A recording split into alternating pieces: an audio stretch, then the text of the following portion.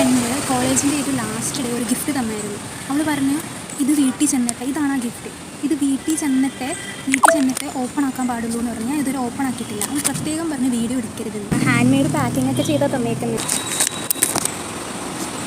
ഇതാണ് ആ ഗിഫ്റ്റ്. എന്താ,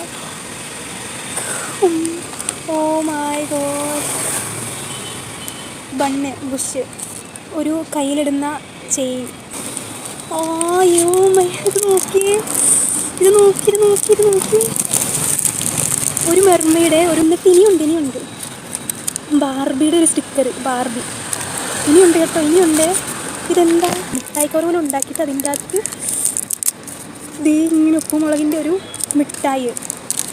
എന്നിട്ടാണ് കഴിച്ച്, ഇനിയാണ് അടുത്ത കാര്യം.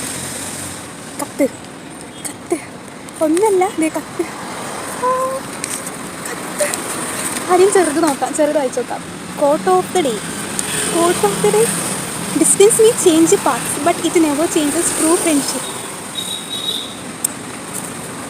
അടുത്തത്, ഇത് ഡ്യൂ അല്ല, ഈ നമ്പറിൻ്റെ കൂടെ ആൻസർ എഴുതി അയക്കുക. ഞാൻ കണ്ടുപിടിച്ചിട്ട് ഞാൻ നമുക്ക് അയച്ച് തരുന്നുണ്ട്. ഇനി അടുത്തത് കത്ത്, മെയിൻ സാധനം. ഹലോ റോഷു, എനിക്ക് നിന്നെ അങ്ങനെ വിളിക്കാനാണ് ഇഷ്ടം. എൻ്റെ കോണ്ടാക്റ്റിൽ നിന്നെ അങ്ങനെയാണ് സേവ് ചെയ്തേക്കുന്നത്. എന്നാലും എനിക്ക് ഒരുപാട് ഇഷ്ടമായിപ്പോൾ, ഭയങ്കര ഇഷ്ടമായി. Justin thank you so much. പോട്ടെ, കത്തൊരു രക്ഷയില്ല.